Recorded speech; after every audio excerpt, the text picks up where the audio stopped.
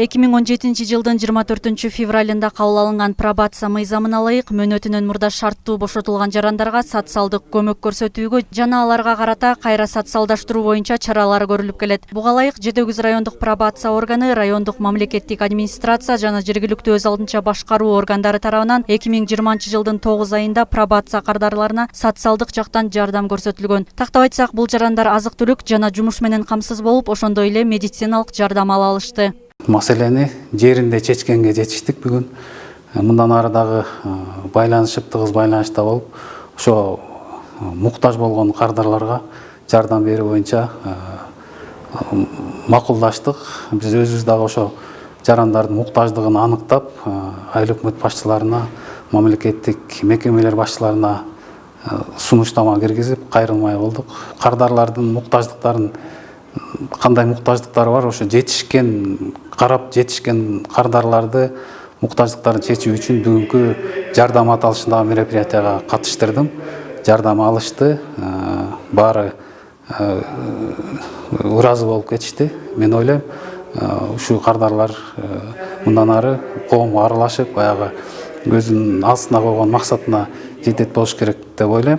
Ошондой эле өткөрүлгөн жыйында пробация кардарлары үчүн юстиция министрлиги тарабынан курула турчу юстиция үйүнө бөлүнгөн жер туурасында талкуу болду. Анда жыйындын айрым катышуучулары курула турчу бул объекттин мектепке жакын жайгашканы кооптуу экенин баса белгилешти. Аталган объект документ иштери бүткөрүлөрү менен курулаары күтүлүүдө. Жок, ал берилген жериңер 4 сотый болду. Ошо 4 сотыйдын ичине баарына куруп салбайт да. Ылайыктап орган пробация курулат. Анан нотариустан ошо адвокат өтпөйсүз. Жети-Өгүз райондук мамлекеттик администрация башчысынын биринчи орун басары Улан Далиев жыйынга келген ар бир айыл өкмөт өкүлдөрүнөн пробация кардарларына кандай жардам бере алышарын сурап, тизмеге катталган пробация кардарларынын санына токтолду. Пробация бөлүмүнө райондук мамлекеттик администрация ар тарабынан колдоо көрсөтүп, жардамын көрсөтүп келатат. Ушуга дери ал имаратын бөлүп берген, имаратына жабдыктар менен жабдыктарын бөлүп, мындай иштегенге ылайыкташтырып берди.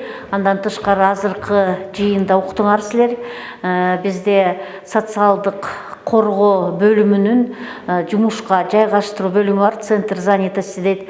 Ошого кайрылганда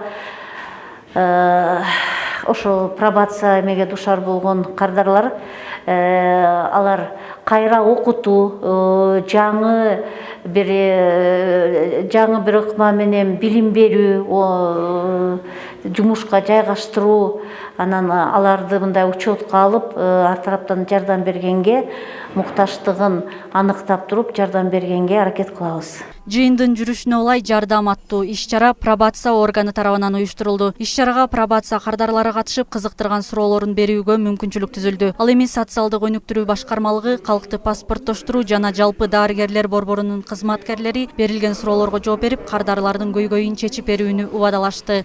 Мен пособия боюнча кайрылдым, эки кызым бар. Анан ошонун пособиясын бирөөсүнкү казакстандык болуп атат да, метиркеси. Анан ошону бүтүрүп бергиле десем, атасынан разрешение алып, анан Кыргызстанга келгенден кийин анан жасатышым керек экен. Андайын анан пособия чыгарат экен. Ошол боюнча кайрылдым. Жети-Өгүз району боюнча бардыгы болуп 40 кардар ар түрдүү жардам менен камсыз болуп, алардын ичинен 31 пробация кардары социалдык жардам катары жалпы суммасы 69.850 сом алышты. Белгилей кетсек, пробация көзөмөлү 5 жылдан ашпаган мөөнөткө эркинен ажыратылган жеңил кылмыш жасагандар үчүн колдонулат.